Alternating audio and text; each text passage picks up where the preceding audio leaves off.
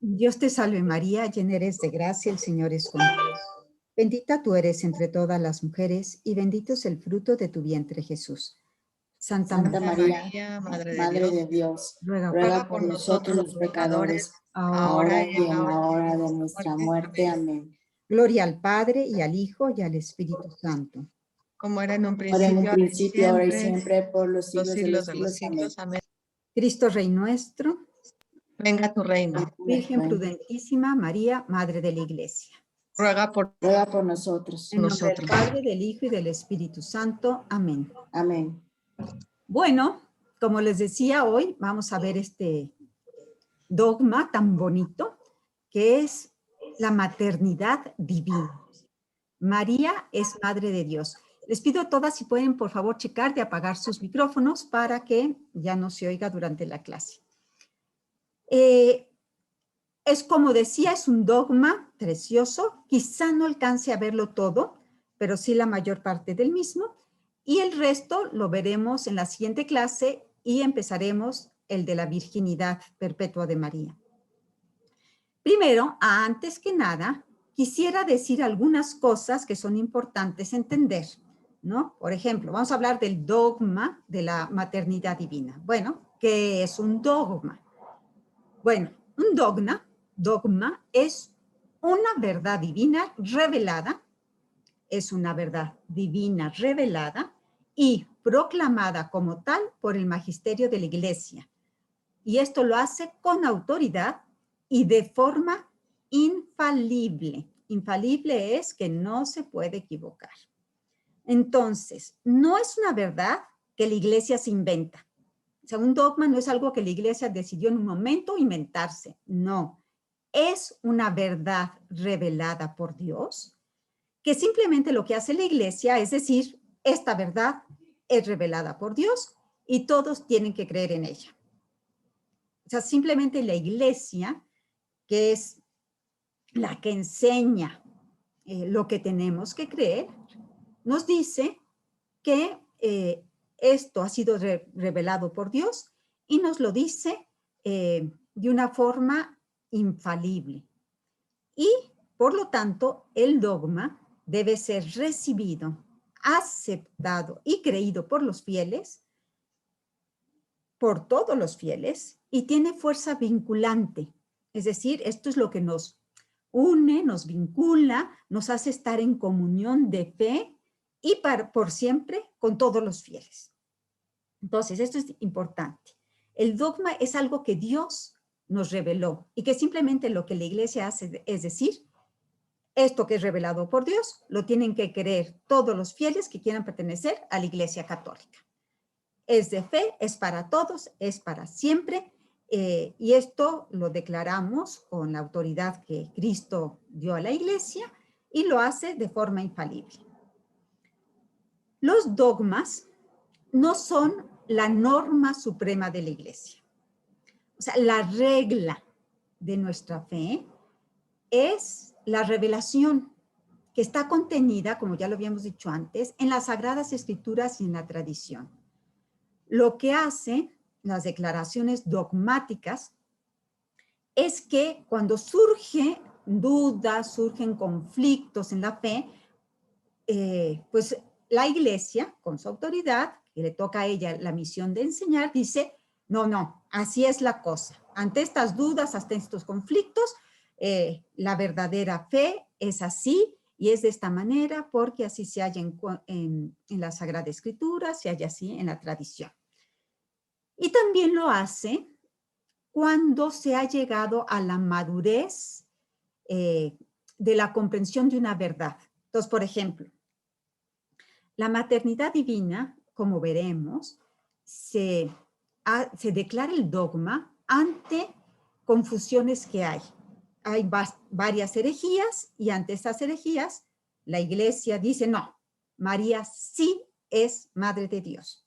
Pero hay otros casos, como por ejemplo la Inmaculada Concepción, que no es que hubiera un conflicto ni que hubiera un problema por ese motivo. Simplemente la Iglesia en un momento dado ve que ya ha llegado a la madurez esa verdad que ha sido revelada y simplemente lo que hace es que lo proclama dogma. Estos dogmas marianos, entonces, son declaraciones solemnes sobre la Santísima Virgen y vamos a ver que son bien poquitos. Son muy pocos los dogmas que la Iglesia nos dice que todos los católicos estamos obligados a creer si queremos pertenecer a la Iglesia Católica. Hay otras muchas cosas que son tradiciones, que son costumbres, pero no son cosas que la Iglesia nos pida que creamos para estar en comunión con ella, ¿no? Entonces, no sé, no es dogma que hay que rezar el rosario. No, no es dogma, es una costumbre muy bonita que hay en la Iglesia sobre la Virgen María, etcétera. Hay muchas cosas que podemos hacer, pero no es dogma que la Santísima Virgen se apareció en Fátima. Sí, la Iglesia ha dicho que la Virgen ha dicho que sí se apareció en Fátima, pero no como dogma, no como algo que si yo no creo en la Virgen de Fátima, pues ya no estoy en comunión con la Iglesia. Ok, dicho esto, vamos a ver qué significa magisterio de la Iglesia. Decíamos que la Iglesia tiene el oficio de enseñar con autoridad el Evangelio en el nombre de Jesucristo, ¿no? Jesús mismo dijo, a quien ustedes oye, a mí me oye. Y a Pedro le dijo, sobre esta piedra edificaré mi iglesia. Y lo que ates quedará atado y lo que desates quedará desatado. Entonces, Jesús le dio a la iglesia la autoridad y le dijo al final cuando ya se iba, vayan y anuncien y bauticen, etc. Entonces, la iglesia, guiada por el Espíritu Santo, enseña pues lo que se ha ido, lo que Dios nos ha revelado. Se puede decir que el magisterio eclesial es la enseñanza oficial de la iglesia. Entonces, dogma es una verdad revelada y proclamada así por la iglesia. El conjunto de dogmas proclamados por la iglesia, el conjunto de todas estas verdades divinas reveladas, es lo que la iglesia, lo que en la iglesia llamamos magisterio de la iglesia. Entonces, el magisterio de la iglesia es el conjunto de los dogmas que son esas verdades que Dios reveló y que la iglesia proclamó como verdaderas, como infalibles y como que son reveladas por Dios. Esta enseñanza magisterial le corresponde al colegio episcopal, al entero colegio episcopal, por ejemplo, cuando se reúnen en un concilio, y a los obispos en comunión con el Papa. Este magisterio puede ser de dos tipos. Uno es el ordinario, o sea, los obispos, el Papa, los sacerdotes tienen la misión de enseñar al pueblo. Y esto pues lo hacen ordinariamente. Entonces, no sé, el Papa da una catequesis en Roma todos los miércoles. Pues, ¿qué está haciendo? Un magisterio eclesial ordinario. El obispo va y da una misa o manda una carta, está haciendo, es un magisterio ordinario, su enseñanza ordinaria. Lo mismo hacen los sacerdotes cada vez en una homilía o cuando dan catequesis, etc. Entonces, ahí es, digamos, lo ordinario que enseñan ya sea el Papa, los obispos, los sacerdotes, en materia pues de fe y de costumbres, y lo ordinario. Y luego hay un magisterio extraordinario o solemne. Este solo se reserva para los concilios ecuménicos, es decir, cuando, ahorita vamos a ver cómo es un concilio, y para cuando el Papa habla ex cátedra, cuando el Papa dice, da una definición infalible, proclama un dogma como tal. Esto es, en muy pocas ocasiones, pues el último dogma que se dio fue el de la Asunción y fue en 1900 y tantos. El anterior había sido el de la Inmaculada. Es decir, como que ya la Iglesia, pues prácticamente a lo largo de los siglos, ha ido, pues sí, viendo cuál es la Iglesia, la enseñanza de la Iglesia, qué es lo que sí tenemos que creer, lo que no. Y pues ya ahorita realmente, pues ya todo está, se puede decir que todo está dicho. Pensé que, bueno, aquí dice, ¿qué es un concilio ecuménico? Es una reunión de todos los obispos de la Iglesia que el Papa reúne para discutir algún tema. El último concilio ecuménico que tuvimos fue el Vaticano II, ¿se acuerdan? En 1965 o alrededores. Entonces vamos a ver el dogma de la maternidad divina. Este es el dogma esencial de la Virgen. ¿Por qué? Porque de este dogma se van a desprender después todos los privilegios que tuvo María. Esto es lo más grande que María ha hecho. Esto es lo más grande de la Virgen María, que sea la Madre de Dios. Entonces, el dogma de la maternidad divina fue proclamado de una manera ya solemne, porque, bueno, de una manera solemne en el Concilio de Éfeso. El Concilio de Éfeso fue en fue en el 431, pero esto no quiere decir que solo a partir de ese momento se empezara a creer que María era Madre de Dios. No, María era Madre de Dios, o sea, se le consideraba Madre de Dios desde los inicios. Y lo vamos a ver tanto en la Sagrada Escritura como en la tradición. Cuando se dice que María es Madre de Dios, se están afirmando dos cosas. Entonces, ¿qué se dice? Que es, uno, que María es verdadera madre. Ahorita vamos a verlo un poquito más en profundidad. Entonces, que María es verdadera madre y María es verdadera Madre de Dios. Entonces, vamos a ver cada una de estas afirmaciones. La primera, María es verdadera madre.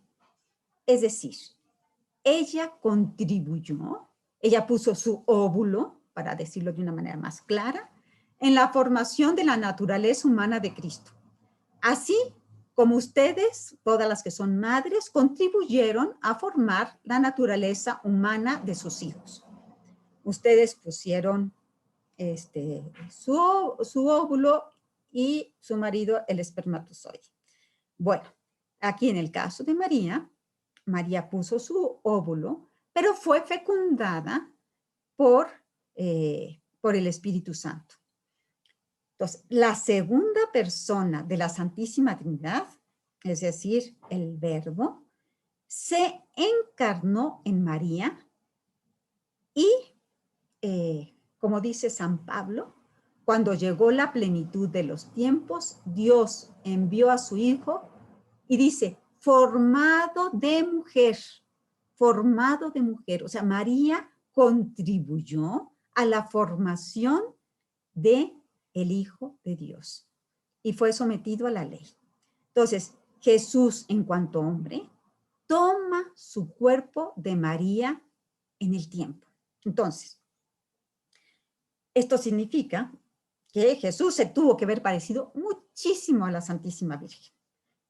Él en hombre, María en mujer, pero pues María es verdadera madre, se encarnó y María le dio, ayudó, se puede decir, a formarse, a que se formara.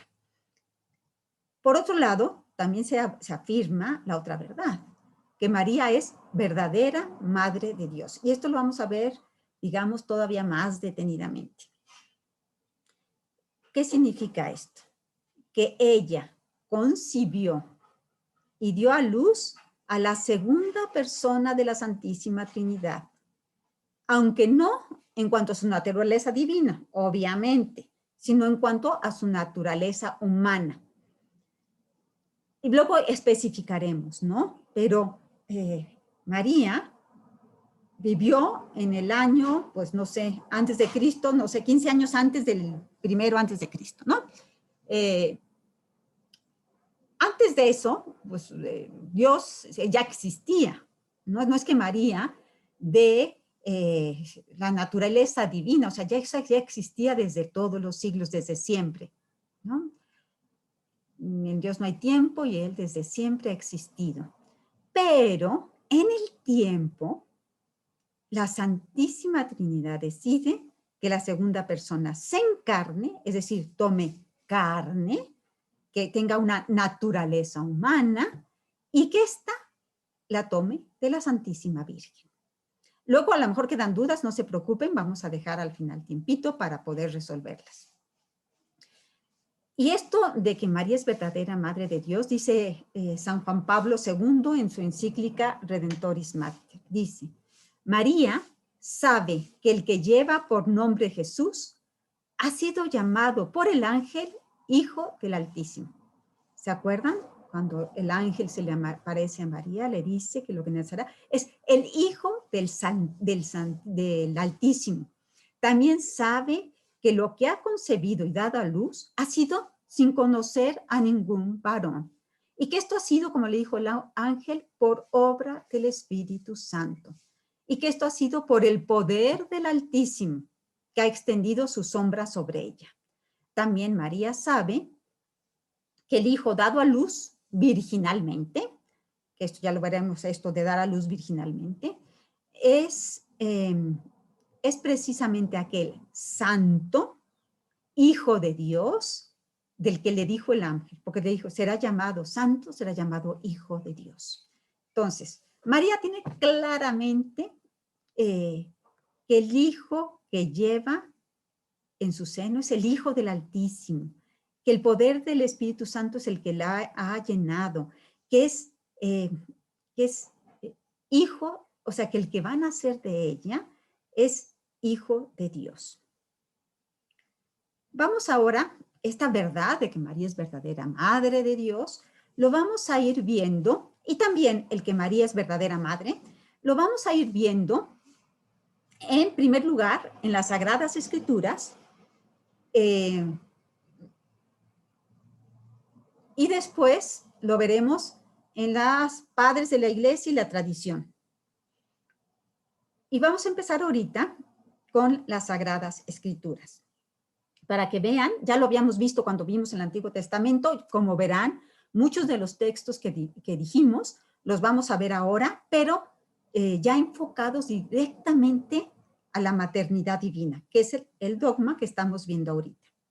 Entonces, la expresión Madre de Dios, como ustedes puedan poder ver, no aparece así exacta Madre de Dios, como tal no aparece en la Sagrada Escritura, pero sí aparecen equivalentes de esto. Por ejemplo, se dice que es Madre del Señor, que es Madre de Cristo, que es Madre de Jesús, y veremos otros textos, ¿no? Entonces empezamos con el Antiguo Testamento. ¿Se acuerdan? En el Antiguo Testamento hay dos textos en los que aparece María como la mujer que será la madre del Redentor, la madre del Mesías que he prometido. Estos textos, los principales son dos, y es uno, cuando es en el Génesis, ¿se acuerdan? Cuando después de que Eva peca, le dice Dios, le dice Dios a la serpiente, establezco enemistad entre ti y la mujer, entre tu descendencia y su descendencia. Él te aplastará la cabeza y tú le acecharás su calcañar. En algunas traducciones dice él, en otras dice ella. Pero bueno, en este texto se está hablando de que Dios mandará a un Mesías y que pues le aplastará la cabeza a la serpiente, al demonio, y que él vendrá de una mujer. Y también cuando dice en Isaías, el Señor mismo os dará por esto la señal. He aquí que una virgen concebirá y dará a luz, o sea, concebir, lo que se llama concepción. Ustedes saben que lo que se llama la concepción es el momento en que el óvulo queda fecundado, la Virgen concebirá y dará a luz un hijo. Lo que da a luz no es aire, lo que da a luz es un hijo. Y este hijo será llamado Emmanuel, que quiere decir Dios con nosotros. Si se dan cuenta, y será llamado Dios con nosotros. Entonces, ¿qué es lo que da luz al Hijo de Dios? En el Nuevo Testamento, ¿cuáles son los textos que aparecen en el Nuevo Testamento? Por un lado está Gálatas. Al llegar la plenitud de los tiempos, envió Dios a su Hijo, nacido de mujer, nacido bajo el régimen de la ley, para rescatar a los que se hallaban sometidos a ella y para que recibiéramos la condición de hijos. Es decir, el Hijo preexistente, que es Dios de Dios, luz de luz, fue enviado por el Padre y nació de una mujer. No es que fuera enviado por el Padre y después se metiera ya en un hombre, que le llamamos Jesús. No, nació de una mujer, nació, o sea, lo que nació de María es Dios. Al llegar la plenitud de los tiempos, envió Dios a su Hijo, que nació de una mujer. ¿Ok? Otros textos, está por ejemplo el de Romanos, de ellos, es decir, los israelitas, también procede Cristo según la carne, el cual está por encima de todas las cosas, Dios bendito por los siglos. Amén. Es decir, de María, que es una israelita, procede Cristo, que es Dios según la carne. ¿Se dan cuenta? O sea, de ellos también procede Cristo según la carne, el cual está por encima de todas las cosas. Este Cristo es Dios bendito por los siglos. Entonces, ¿quién es la israelita? Pues es María. Y de ella procede este Cristo que es Dios según la carne. Los otros textos son, pues para mí, súper obvios. Cuando en Lucas le dice, el ángel respondió, el Espíritu Santo vendrá sobre ti y el poder del Altísimo te cubrirá con su sombra. ¿Se acuerda que dijimos que la sombra era la presencia de Dios? En el Antiguo Testamento, siempre que se hablaba la sombra, era los israelitas, la sombra se posaba y una nube los cubría, y lo mismo esta nube apareció en la transfiguración, en el bautismo, etc. Entonces la nube era la presencia de Dios. Esta sombra, entonces el poder del Altísimo te cubrirá con su sombra. Por eso el que va a nacer será santo y se le llamará Hijo de Dios. Entonces el que va a venir es el Hijo de Dios. Y esto va a ser por obra del Espíritu Santo. Luego cuando está con Isabel, dice Isabel, bendita tú entre las mujeres y bendito el fruto de tu seno. ¿Cómo así que viene a visitarme la madre de mi Señor? ¿Se dan cuenta? O sea, claramente Isabel está proclamando a María como madre de Dios, madre de su Señor. Y luego más adelante, cuando ya están en Belén, mientras estaban allí, se le cumplieron los días del alumbramiento y dio a luz a su hijo primogénito. María, aquí, si ustedes se fijan, estamos insistiendo en dos cosas. Una, que María parió, es decir, que María es verdadera madre, que María realmente alumbró a su hijo, o sea, tuvo un parto. ¿Por qué? Porque ya verán después, cuando veamos las herejías que han habido, pues muchos dicen que no, que nunca hubo un parto, ¿no? Entonces, por eso sí, también aquí se quiere como recalcar, por un lado, que María es madre, es decir, que sí parió a un hijo, dio a luz un hijo, tuvo un parto como cualquier persona, y por otro lado, que este niño que nació es hijo de Dios. Entonces estamos queriendo las dos cosas y por eso a veces se subraya más que es Dios y otras veces que dio a luz un hijo, ¿sí? Que realmente alumbró.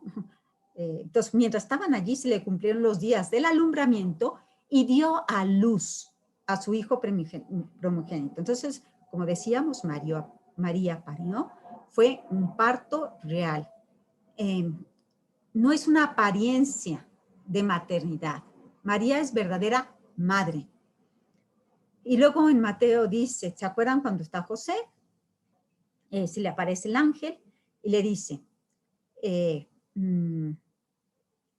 bueno, que por favor acepte a María, ¿no? Porque lo que está esperando es hijo de Dios. Entonces le dice, una vez que despertó del sueño, José hizo como el ángel del Señor le había mandado y tomó consigo a su mujer, pero no la conocía. Es decir, no fue por obra de José que tuvo al hijo, hasta que ella dio a luz un hijo a quien puso por nombre de Jesús. Entonces, claramente se dice que todavía estaban comprometidos, todavía ni siquiera vivían juntos, que María era virgen, que María, que lo que ella va a dar a luz no es por obra también de José. Entonces, todos estos son textos del Antiguo Testamento y del Nuevo Testamento que nos están diciendo, hablando de la maternidad divina. Entonces, como ustedes pueden ver, realmente, pues María era madre de Dios, es madre de Dios, y así la consideraron los cristianos desde el día 1, ¿no? Porque estos textos pues fueron escritos por los que vivieron con Jesús. Esta se puede decir que es la enseñanza que desde un principio se proclamaba, se enseñaba. Y vamos a ver ahora, perdone, es que se me reseca la garganta. Vamos a ver ahora, entonces vimos la maternidad divina en la Sagrada Escritura. Ahora la vamos a ver en la tradición y en los padres de la iglesia. ¿Qué son los padres de la iglesia? Bueno, son como las primeras cabezas de la iglesia, los primeros líderes de la iglesia, muchos de ellos obispos de la iglesia, que se le consideran padres porque en ellos están como los fundamentos, ¿no? Entonces, todos los santos padres, durante los 3 primeros siglos, acuérdense que el concilio que proclama la maternidad divina como dogma es el concilio de Éfeso. Y el concilio de Éfeso fue en el 431. Bueno, durante los 3 primeros siglos, los padres de la iglesia afirmaron la verdadera maternidad de María. Y vamos a ver, no vamos a ver todos, por supuesto, porque esto no acabaríamos nunca. Vamos a ver algunos para que ustedes puedan ver cómo desde el inicio, bueno, ya lo veíamos en el Evangelio. Los evangelios son muy claros. San Pablo, pues tiene 2 pasajes también que ahí hemos visto que también hablan de ella. Pero los primeros obispos también hablaron de eso, los primeros padres hablaron también de eso. Por ejemplo, San Ignacio de Antioquía. ¿Se acuerdan de este mártir tan increíble? Él nació en el año 35, más o menos después de Cristo, y murió en el 107. Fue discípulo de los apóstoles San Pablo y San Juan. O sea, él no conoció a Cristo porque nació después, pero sí conoció a los apóstoles, a San Pablo, conoció a San Juan, y fue consagrado obispo por San Pedro, ¿no? Entonces, conoció bien a los primeros discípulos, a los primeros apóstoles, y por eso sus escritos son de gran importancia, porque nos muestran cómo, pues desde los inicios, esta doctrina es desde los tiempos apostólicos, de que María es Madre de Dios. ¿Y qué dice San Ignacio de Antioquía? Dice, nuestro Dios, Jesucristo, ha sido llevado en el seno de María según la economía divina, nacido del linaje de David y del Espíritu Santo, ¿no? Se ve claramente cómo casi está repitiendo lo que San Lucas dijo, ¿no? Lo que está escrito en el Evangelio de San Lucas. Nuestro Dios, Jesucristo, o sea, Jesucristo es Dios, ha sido llevado en el seno de María, según la economía divina, nacido del linaje de David, es decir, nacido de una israelita, y del Espíritu Santo. Entonces, lo que van a hacer es, por una parte de María, pero por otra parte es del Espíritu Santo. Y vamos a ver, bueno, otros más padres de la iglesia. Empezamos con el más antiguo, San Ignacio de Antioquía, pero van a ver que todos estos pues son de los primeritos siglos, ¿no? San Justino nació en el año 100, murió en el 165.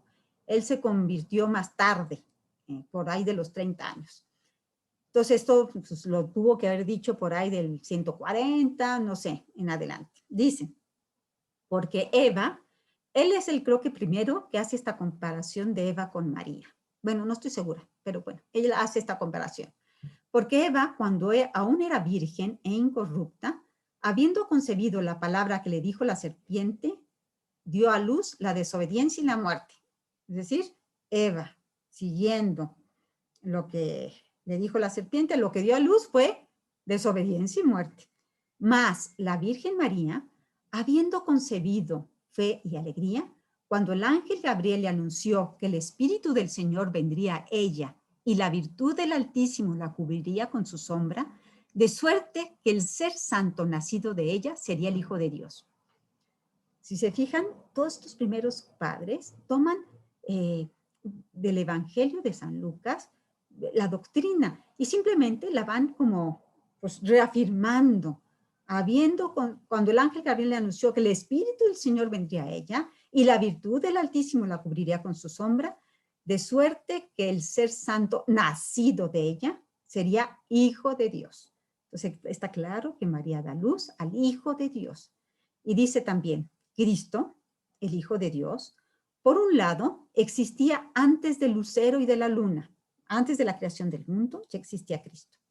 Y por otro, consintió encarnándose en ser engendrado por esta virgen que procedía del linaje de David.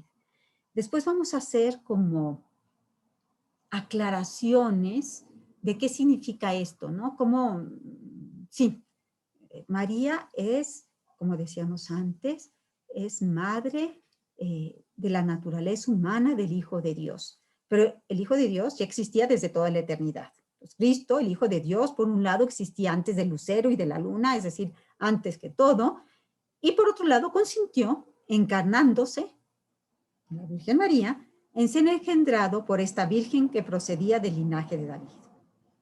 Luego, por ejemplo, San Irineo, en el año 130 al 202, este Cristo, que como logos del Padre estaba con el Padre, fue dado a luz por una virgen. O sea, María dio a luz realmente a Cristo. Y este Cristo estaba antes en el logos del Padre. San Hipólito, el Verbo descendió del cielo a la Santísima Virgen para que, encarnado en ella y hecho hombre en todo menos en el pecado, salvara a Adán que había perecido. No sé si ustedes se dan cuenta, es la misma doctrina que nosotros hemos recibido. Simplemente que esto sucedía en los primeros años de la historia del catolicismo. Estos personajes de los primeros siglos, estamos hablando aquí del siglo II, pues la doctrina que enseñan es la misma que nosotros hemos recibido. Ya en el siglo III se comienza a utilizar el título Theotokos. Theotokos significa Madre de Dios. Por ejemplo, Orígenes es el primero que se conoce que usó este título, Madre de Dios, porque antes sí hablaban de que María parió al Hijo de Dios, pero no ponían el nombre Madre de Dios. Orígenes fue el primero en que ya se empieza a dar este nombre de Madre de Dios. Fíjense, esto es mucho antes del Concilio de Nicea, que dijimos que era el 431. Entonces, a partir de entonces, ya de Orígenes para en adelante, ya son muchos los santos padres que se detienen a explicar esta verdad teológica de que María es Madre de Dios. Así están San Efrén, San Atanasio, San Basilio, San Gregorio de Nacianceno, San Gregorio de Niza, San Ambrosio, San Agustín, etc. Hasta tal punto que este título de Madre de Dios se convierte en el más usado a la hora de hablar de la Virgen María. Por ejemplo, San Atanasio, por poner uno, pongo dos, por nosotros tomada carne de la Virgen María, Madre de Dios, hízose hombre. Y en San Gregorio Nacianceno, si alguno no reconoce a Santa María como Madre de Dios, es que se haya separado de Dios. Entonces, como pueden ver, aunque esta doctrina va a quedar definida como dogma en el Concilio de Éfeso, ya desde antes, ya en la tradición, en los padres de la Iglesia, era pues una verdad que todo mundo pues sabía. Y hay otra parte, están los padres de la Iglesia, pero también está esta oración, es la oración Subtum Presidium. Es una oración que nosotros rezamos, ¿ok? ¿Se acuerdan de esta oración? Bajo tu amparo nos acogemos, Santa Madre de Dios, no deseches las súplicas que te dirigimos en nuestras necesidades, antes bien, líbranos de todo peligro, oh siempre Virgen, gloriosa y bendita. Bueno, quiero decirles que esta oración que nosotros rezamos es la oración más antigua que se conoce de las dirigidas a la Santísima Virgen. Como ustedes saben, en Egipto se han encontrado muchos papiros antiguos. ¿Por qué? Porque su clima es muy seco. Y entonces esto ha permitido que papiros que tienen miles de años hayan sido encontrados. Bueno, dentro de esos papiros que fueron encontrados, hay uno que en 1938 se hizo público. En este papiro se encuentra la oración en griego de esta oración que nosotros conocemos. Pero esta oración, bajo tu amparo nos acogemos, la gente, o sea, la iglesia creía, por el texto más antiguo que tenían en la iglesia era del siglo IX, ¿no? Entonces, pues la iglesia había pensado que esta oración se empezó a rezar como en el siglo IX. Se descubre este papiro y los estudiosos lo datan del siglo III. Y lo más probable en torno al año 250. Entonces, fíjense qué bonito. Esta que nosotros rezamos ahora, en el año 2020, ¿estamos? ¿21? Ya se rezaba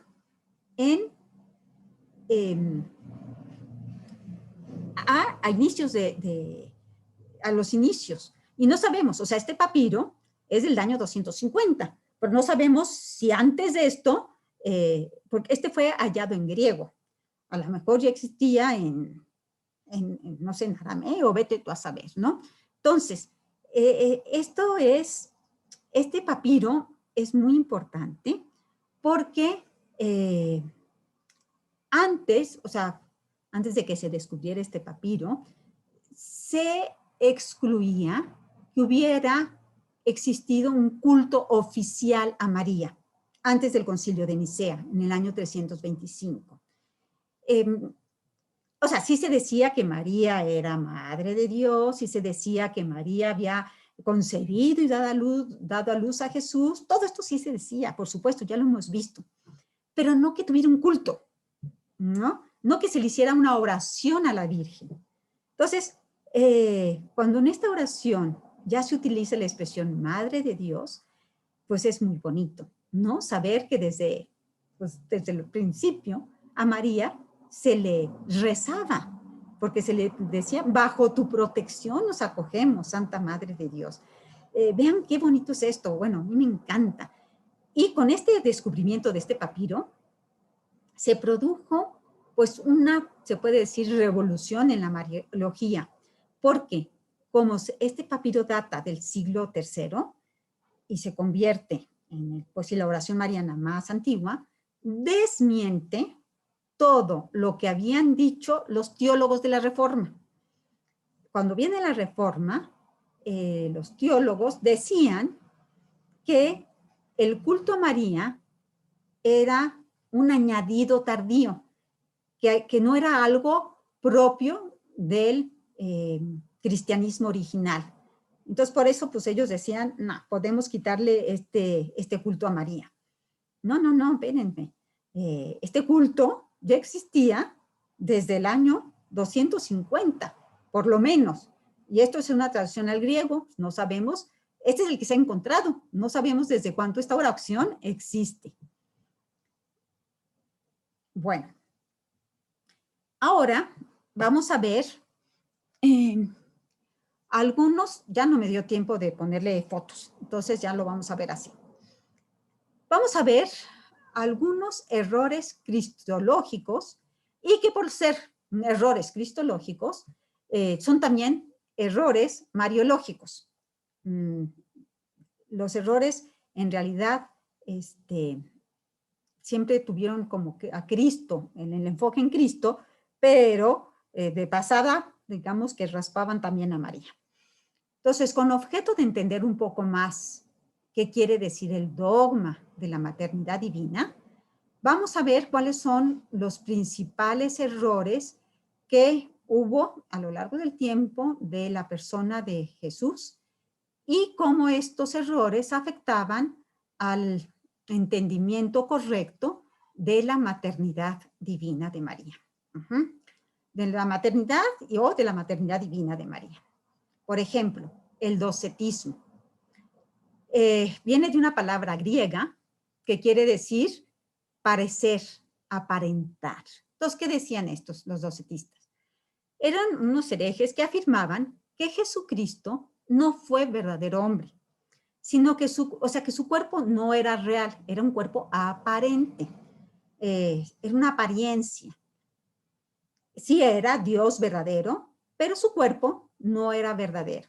Por lo tanto, la madre de Jesús no era madre real, porque pues era un cuerpo aparente. Cuando nosotros decimos, no, espérense, la madre de Jesús es madre real. Luego, por ejemplo, el adopcionismo. Esta herejía decía que Jesús fue un ser humano, como cualquier otro, que nació de una mujer, como cualquier otro, y que en un momento de su vida o después de su muerte, Dios lo adoptó como hijo. Por eso se llama adopcionista, porque Dios lo adopta. Entonces, lo que María tuvo fue un hombre, y ya después, en algún momento, ya después de que nace, ya después de que todo, lo adopta Dios como su hijo. Y dicen, la mayoría de estos dicen que esta adopción fue en el momento del bautismo. Sin embargo, ¿qué nosotros qué decimos? No, no, no, no. Lo que nació es, desde el principio, verdadero Dios y verdadero hombre. Otro error, otra herejía, los monofisistas, con Apolinar de la Odisea y Eutiques. ¿Qué decían ellos? Que eran sus principales exponentes. Afirmaban que en Cristo no hay más que una naturaleza. Y esta naturaleza especial, formada por la divinidad y la humanidad, no hay dos naturalezas, es una sola naturaleza, y por lo tanto, Cristo no tendría naturaleza divina ni naturaleza humana, por lo que María no podía llamarse madre de Cristo. Entonces, no hay dos naturalezas, hay una sola naturaleza, medio combinada, medio extraña. Y luego vienen los nestorianos. Bueno, entre medias hay otros, Están los gnósticos, pero bueno, no vamos a ver todos. Estamos viendo algunas de ellas. Y por último vamos a ver los nestorianos, porque se puede decir que gracias a Nestorio es que se proclama el dogma de la santísima, de la maternidad divina. ¿Qué decía Nestorio y los que estaban con él? Ellos niegan la unión hipostática del verbo, es decir, la unión que es una sola persona. Por lo tanto, destruyen la unidad de la persona de Jesús. Nestorio afirmaba que en Cristo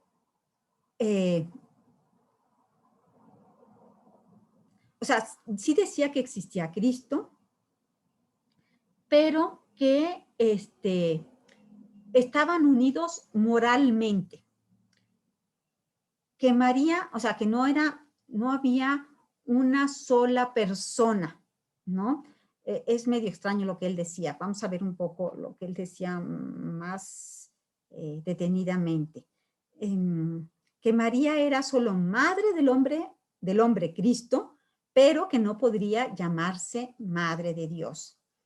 Sin embargo, como hemos visto a lo largo del tiempo, a María se le llamaba Madre de Dios, esto lo hacía el común de los fieles, y además le rezaban a ella, y tenemos esta oración tan bonita de la iglesia: bajo tu protección nos acogemos, y pues se empieza a ver pues sí, un verdadero, sí, o sea, unas verdaderas controversias grandes, porque no sé aquí qué más decir. Bueno, simplemente vamos a decir, porque lo vamos a ver cuando veamos el Concilio de Éfeso, más detenidamente lo que decía Nestorio. Simplemente quitaba que había una sola persona, ¿no? Y está con dos naturalezas. Lo vamos a ver más claramente porque les digo que gracias a Nestorio pues sí, o sea, bueno, lo vamos a ver después, pero Nestorio Proclo está predicando dando un sermón.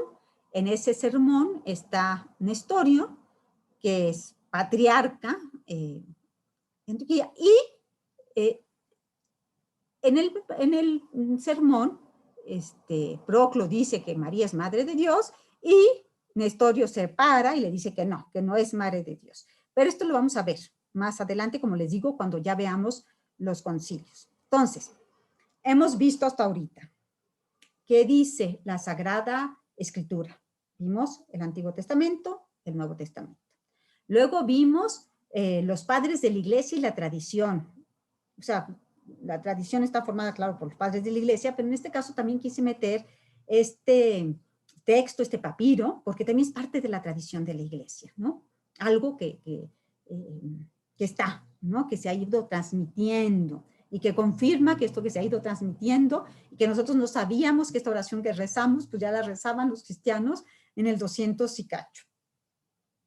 Bueno, entonces vimos Sagrada Escritura, vimos los santos padres, la tradición, y ahora vamos a ver qué ha dicho el magisterio de la iglesia. ¿Se acuerdan que ya dijimos lo que era el magisterio de la iglesia en un inicio? Entonces, ¿qué es esta enseñanza de la iglesia? Bueno, la enseñanza de la iglesia, desde el principio, siempre ha sido unánime y de una manera interrumpida sobre este punto fundamental.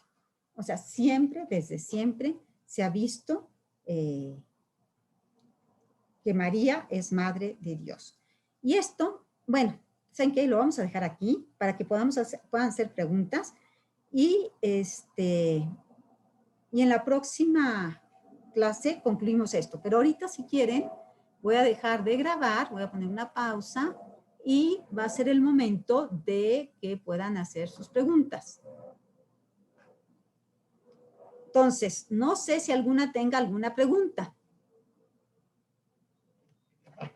¿O fui muy clara? ¿No? Bueno, parece que sí fui clara. Todo muy claro. Sí, está levantando la mano Mari Carmen, ¿no? Ah, perdón, no la veo, pero bueno, la que hablen. La que quiera hablar puede hablar, ¿eh? No, todo muy claro, Ana. Ah.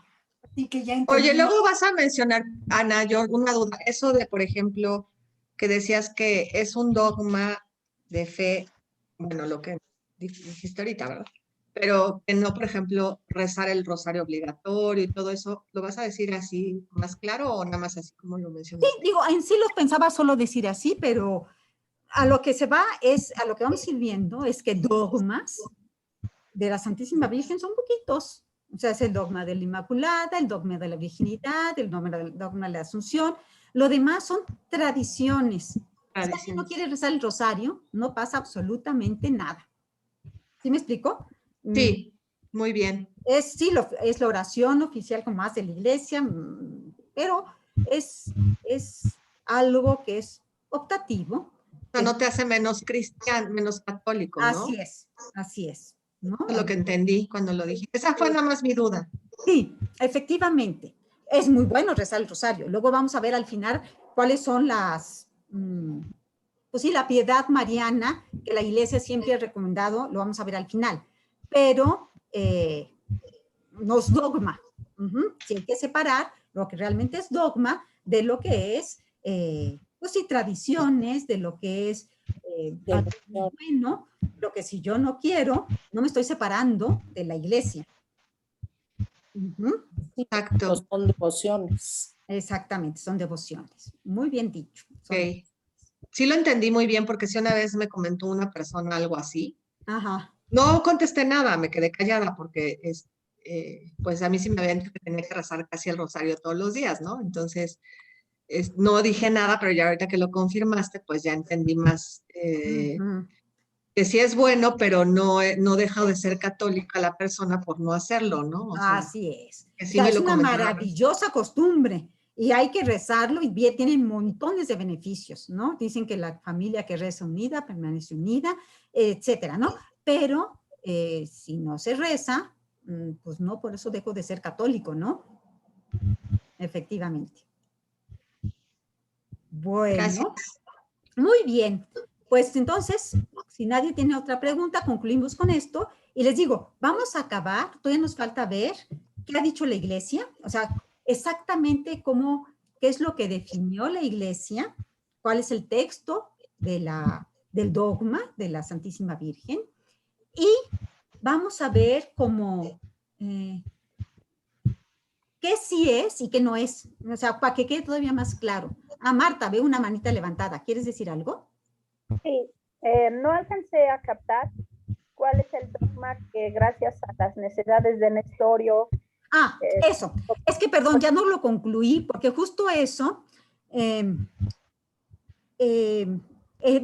gracias se puede decir a Nestorio, gracias entre comillas, ¿verdad? Como gracias a Adán, pues vino Jesucristo, bueno, pues gracias a Nestorio, va a haber una controversia muy grande en la iglesia, sobre unos que apoyan a Nestorio, la mayoría que dicen no, Nestorio dice que no, María no es madre de Dios, y todos los fieles, y San Cirilo de Alejandría especialmente, se oponen. Lo voy a comentar en la próxima clase, pero es que se puede decir que por lo que dice Nestorio,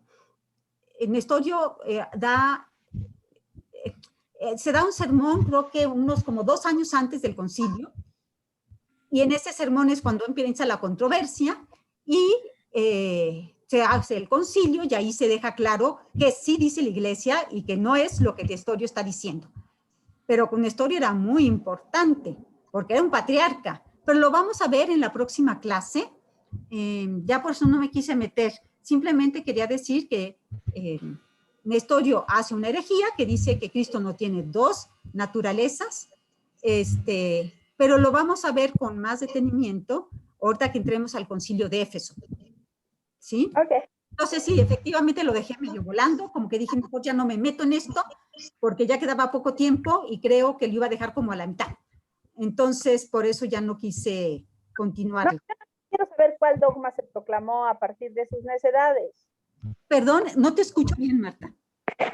Solamente quiero saber cuál dogma tuvo que proclamar la iglesia a partir de todo lo necio y necedades ya, históricas. Justo, la maternidad divina.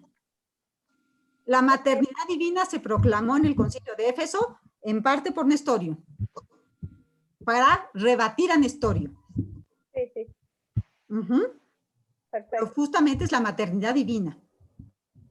Perfecto. Ok, bueno. Pues vamos a dar gracias, vamos a rezar, y terminamos entonces. En nombre del Padre, del Hijo y del Espíritu Santo. Amén. Te damos gracias, Señor, por todos tus beneficios. Que vives y reinas. Que vives y reinas por los siglos de los siglos. Amén. Amén. Nuestro, venga tu reino. Santísima María, Madre de la Iglesia. ruega por nosotros. nosotros. Del Padre, del Hijo y del Espíritu Santo. Amén. Pues que les vaya muy bien, que Dios las bendiga. Gracias, adiós. Gracias, Ana. Bye.